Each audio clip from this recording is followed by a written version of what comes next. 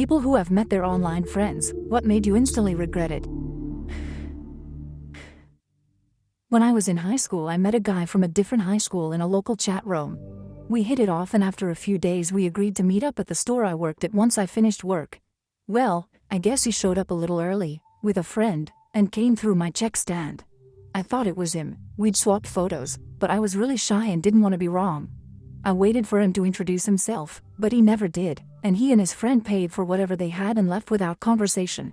I was still hopeful that wasn't the guy, so I waited up for him for an hour after my shift. Of course, he never showed, because that absolutely was the guy. He must have been disappointed when he met me in the checkout line, and instead of being a decent person and saying he wasn't interested, he just ghosted me.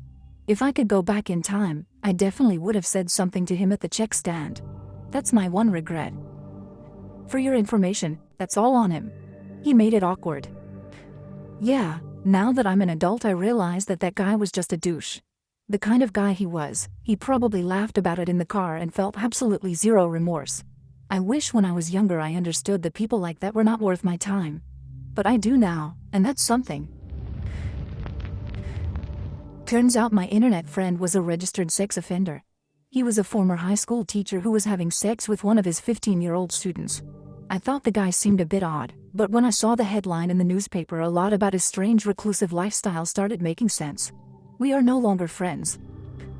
On the other hand, if they get better, how are they supposed to find any friends? Well, sure, the only problem with that is that I found out because a newspaper article which described how he was hunting down former students on Facebook and contacting them to meet up. Yes, they were 21 now that he was messaging them, but still a really messed up thing to do. I don't think he learned his lesson. I knew a girl who would befriend American gamers to the point where they would buy her free plane tickets that she'd end up using as a free holiday. She said she loved walking right past them at the airport while they looked for some chick who wasn't her. She never gave her real photo, so they never knew. She did it at least twice. Cold-blooded. Yeah, she definitely got off on it. She was so proud of herself. I thought it was kinda sad because the truth is, putting it nicely, she wasn't very attractive, so it came across almost as revenge. She probably figured she wasn't getting the attention she wanted, which probably became her motivation behind this. So remember, kids, don't buy plane tickets for people unless you're sure about who they are and what they look like. You can never be sure, so good luck with that. My first question is why no one canceled the return leg, but I guess this wouldn't occur to the type of people willing to buy tickets for strangers. Honestly, she probably had her bases covered. While she was a scammer, she was not poor and could have easily gotten herself home if it did happen.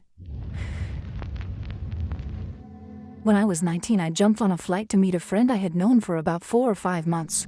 We both went through family bereavements and were a shoulder to cry on for each other, via the phone or internet, and we just decided to meet for a few days in a country between us.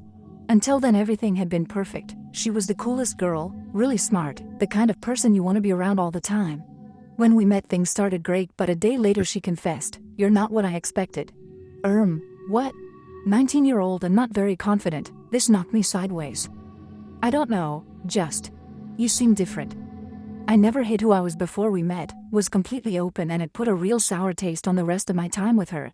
Instead of chatting non-stop and watching Jackass on TV in the hotel at night, we went quiet and straight to sleep, ate in silence. I put as much effort as I could into it, but I still never got to the bottom of how I was different. We went our separate ways, text for a few days, then never spoke again. She meant you weren't attractive enough for her. She had a fantasy in her head. I want to emphasize that it was an issue with her. I'm sure you're a great and attractive person. People can easily create fantasies about others when having not met in person, even after seeing photos. I was playing League of Legends with this guy for over 1 year and we got along really well. We talked and played for hours every day and we shared a lot of thoughts and secrets. We never exchanged photos though. I started to like him very much and didn't care that I didn't have a photo of him, because young me thought, if his looks changed your feelings it would mean you are very superficial. We made plans to meet up and he drove to my area in his car. His car was very small, which isn't a problem, but when he opened the door and this 400-pound dude got out, it looked really silly. No kidding, the car was only marginally bigger than he was. I was kinda stunned, but carried on like everything was normal. I didn't want to act superficial after all. We hugged and he smelled just disgusting. The smell can only be described as a mixture of old sweat, smoke and clothes that didn't dry right away. Later that day he kissed me and I almost threw up. It was only my second kiss and I never had the pleasure to kiss a smoker before. It was a horrible experience. I still got into a relationship with him, because I thought at least he has this amazing personality. Oh boy, how wrong I was. He turned out to be an abusive piece of shit. I invited him over to my house and he shat all over my toilet. Just to clarify, it was not in the toilet, it was on the seat and a bit of it landed on the floor. I met my old friend on Roblox about 4 years ago, but he turned out to be like 40. If you're an adult and there's no romantic interest, why would an age difference be a problem? I was 10. Were you okay? I hope you noped out of there as fast as you could and told someone. It's all good now. As soon as I found out, I left. Maybe not regret it, but it gave me years of depression. I met my best friend through Minecraft, never made friends in this, and I just wanted to play with someone. I have no idea why, so I complimented this girl's skin. We started talking. She was American, unpolished, and my English sucked. We moved to Skype and at first I mostly typed, but later on she started teaching me English somehow by talking with me. She was 1 year older. We knew each other for almost a year and I was staying up all night just to talk to her and her friends that she introduced to me. She was also depressed, so we talked with each other and she was the first person that truly listened to me. We had plans of visiting each other. And then our mutual friend told me she took her own life. 4 years passed by and now at least I can talk about it and not cry. Still miss her very much though. The amount of desperation that girl had. Holy shit. First issue was, she used a picture of herself when she was younger and thinner. She used to be around 120 pounds, I believe she told me. She was easily over 300 pounds and couldn't walk for long. Eventually she took out a cane. I didn't know how to react to a 21-year-old using a cane. Someone that injured? Sure. Someone that spent 90% of their time watching YouTube and reading animes? Not fine. We walked, sat, talked for a bit. She warned me she has anger issues and might snap at me at any random time. She would constantly look at her phone and sigh loudly. We met up basically on a date to see a movie. When watching the movie she would constantly burp and fart during every romantic scene. She would cheer herself on every time too. In the fucking theater. After the date was over, I didn't want to see her again, but apparently I left a good impression. She would call me, constantly every night. Usually crying about how much she hates where she lives, how much she hates why she can't leave, etc., etc. She wanted a relationship to rescue her from there. Life would be better if she had a boyfriend and just did her own thing. The only jobs she had were at fast food places. Those didn't last long. Each one 2 to 3 months at most. She constantly smelled like fish. She dropped out of college because, in her words, I couldn't stand the stuck-up people there, they really made it unbearable. Also, she does not like studying. After a while, she stopped contacting me. I believed that she had taken the hint and backed off. In reality she went to another guy who is basically the literal definition of 4chan soy boy, though much worse. He can barely keep down a job, he can barely maintain himself, he drinks himself silly, and she is just happy to be away from her family. She started contacting me again, begging me to save her from him, and I'm like, I have a girlfriend now, bye. She left a 16-page Facebook rant. Haven't heard from her since. A girl turned up to a date, 180 pounds over the photo weight, and you just went along with it. I honestly felt it would have been rude. I didn't want to make up an excuse or just ghost her or anything. Sounds like you let this go on for quite a while. Why wouldn't you just cut her off immediately if she was that awful? Honestly, it's because she threatened to self-harm and I was worried about her. I knew her mental health was shaky, but I didn't expect it to be that bad. From what I know, currently she is under watch by her cousins and parents. He wanted sex. I just wanted friendship. He had photos from when he was 16 as the only photos he shared. He was 24 and looked nothing like that now. So much that I couldn't tell how he was the same person as in the photos. I was barely 18 and inexperienced in the world. Money didn't impress me, but he kept trying anyway. Motorcycles terrify me, but he kept trying to up his bad boy image by telling me all about his. All in all, we were totally incompatible, but he kept trying. When I wouldn't bite, he decided I instantly hated him. That was more than 15 years ago. He's still using the same photos on meetup sites. I've called him out on it. He doesn't care. He says no one looks twice if he uses current photos. Truth is, it's his personality that sucks, not his face. The lady was crazy. We met through an app that was advertised as a meet friends app, and not a dating app. Well, turns out, it was a dating app. However, she put in her bio that she was married with 2 kids. I put that I was in a long-term relationship and looking for friends. Either way, I'm a guy. She wasn't. So when we arranged a meet-up, her husband and 2 kids were there as well as my girlfriend. Everything was going great. Hung out a few times and added each other on Facebook. Turns out, she was super into the whole breastfeeding in public thing. Like, I get it. You go girl. But she was super obsessed with it. 4 out of every 5 pics she posted to Facebook was her boob in her kid's mouth. She hot angry when you looked away when in public. Like, she wanted you to stare at her while she breastfed. Just got to the point that I was super uncomfortable with it and moved on. This is the kind of behavior that turns people off breastfeeding, and it absolutely does happen in real life. I'm currently a breastfeeding mom and I get shit from other women when I use a cover. It's my fucking choice, Susan. Mind your business. I don't care if your flapjacks are out, but I don't like my boobs out in public or my son slinging breast milk all over for the world to see. These hysterical bitches are why I often just go to my car and Reddit while nursing. Not quite an instant regret, but there were 2 people I was meeting. Maisie and Maya, for the purpose of the story. We discussed meeting again, planned to have sleepovers, just generally have fun. The first day we met up went really well. We all had a good time. I thought it went brilliantly. Then a few weeks later I found out they were carrying out all the plans without me. They still have sleepovers to this day when Maya is back from uni and I'm just left out. I don't speak to either of them anymore. It hurt, lol. Edit, for more context to make it worse, I'd met Maisie a few times before and it was fine. This all happened after I met Maya at the same time. A few months down the line Maya confessed she had a crush on me. Don't know if that played into it, but dude was wearing like half a fursuit. I just turned around and texted that something came up and I couldn't make it. Half a fursuit like a swirl top and cargo shorts. Or half a fursuit like a swirl top and 2 nuts that he wanted to bury? Lower half pink rabbit, top half junior sysadmin with bunny ears. Not instant regret, but did make me realize things could have gone badly if this friend hadn't been a good human. I used to play Halo 2 with a guy, Molested Spartan. I always thought the name was hilarious, and he said it was what Xbox randomly assigned him when he let Xbox Live choose his username. That has nothing to do with how the event went, just his name in case he's on Reddit lol. We were playing Halo one day and I made some off-the-wall comment about how bad traffic was due to them redoing one of our local roads, and he said his town was redoing a lot of roads too.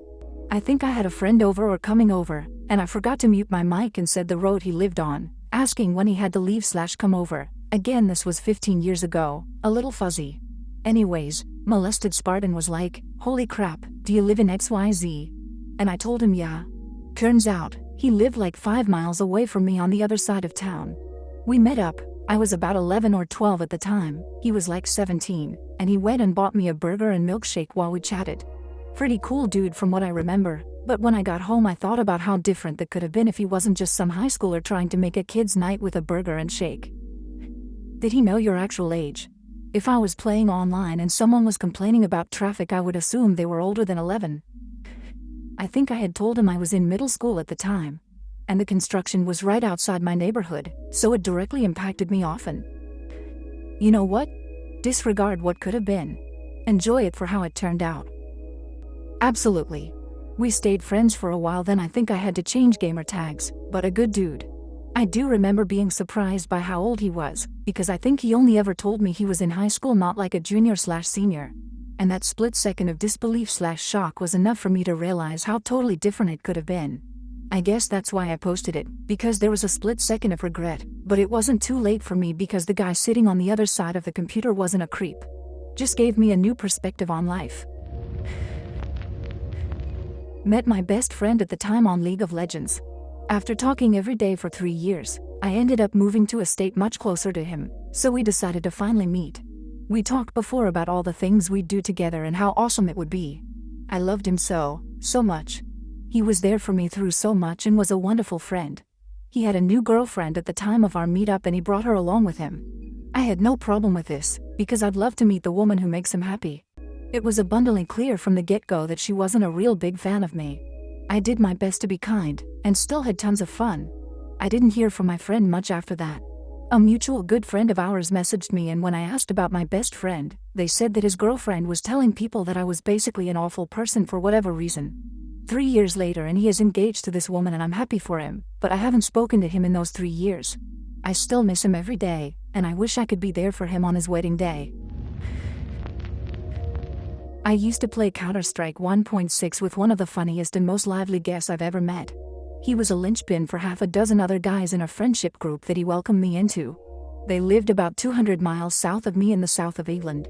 For several years we talked and played games together. He would brighten my day. I've never loved a friend like I loved him. Before I met him I had no idea he was sick. Like, really sick. He had muscular dystrophy, for which there is no cure and is a progressively debilitating disease. His form started by paralyzing his legs, and working its way up to his arms and eventually his lungs. It wasn't until a few days before I had arranged for my first ever trip down there that he told me about it. It didn't faze me in the slightest, it made me want to go see him even more. I only saw him in real life twice before he died about a year later. I regret that I couldn't go to his funeral. It was too far away and I couldn't make it. This is one of those times I ask because it's fun to see how people view distance. Was 200 miles far because you were young, or vehicles are a less common thing to own per person in the UK? Cause that distance usually means just a 3-hour drive in my life. Actually, you were right first time. I was young. About 17 at the time, with no car of my own, and I couldn't afford a train. I was still in school. But yeah, 200 miles is a horrible journey in the UK, because of the density of the population, winding roads and obstacles everywhere. He got freakishly obsessive and possessive. Met online through a fandom. After a few years the fandom pretty much fell apart, but a handful of us stayed friends because we actually had a fair amount in common. D was very normal, the rest of the group seemed to love him. About 4 years after just being online mates we met in person. It went fine. We interacted a lot on Facebook and Instagram. I hit a really busy period in my life but managed to squeeze in a Christmas get-together at my place for my little group of friends including D. After that my online activity decreased drastically due to being busy, and when I managed to get on Facebook I noticed that most of the group were no longer friends with D. Weird, but whatever. I checked my messenger and saw message after message after message asking why I wasn't responding. What was I doing? Could we arrange a meetup? Etc. I explained I was super busy and it was also coming up to the anniversary of my mom's death, so just give me some time and we'll see about meeting up another time. He said, "Oh yeah, I forgot about the anniversary. You can have that day, but I expect a response after." Fuck that. I blocked him. So he sent email after email after email asking me, "What is your fucking problem? What the fuck do you think you're doing?" etc. So I blocked his email too. After 3 very peaceful weeks there was a knock on my door. It was D and he had a 6-page letter detailing why we had to be friends. I shut the door, used an anonymous email thing to tell him if he contacted me again / showed up at my door I would call the police. Went on Facebook and told everyone, including the 2 remaining mutual friends, about it all, and could the mutuals not share anything about me / my life and actively discourage him from attempting to make contact.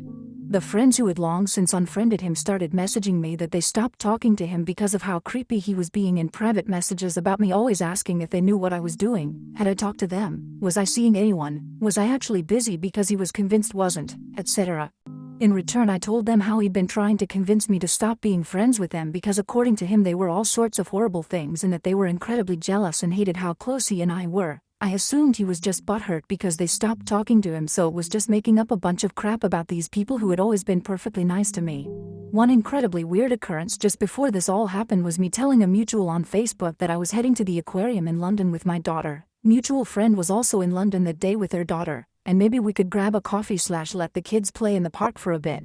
I checked my messages later that evening and D was incredibly upset because he'd waited at Farringdon station exit for 2 hours so he could come to the aquarium too, and I didn't show up. We did not get off at that station, but one that was 2 stops after and closer to where we were going.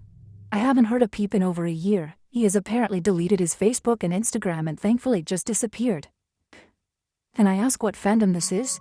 Sounds like a game fandom. It was a relatively small Facebook fan group for the Final Fantasy games. People kind of split off into little separate groups after a while, and that's how it all started. Did you ever figure out how he knew about the aquarium trip? One of the 2 mutual friends we had posted on my wall asking if we were up to anything for the bank holiday. I said I was taking my daughter to London and might go to the aquarium depending on how long the line to get in was.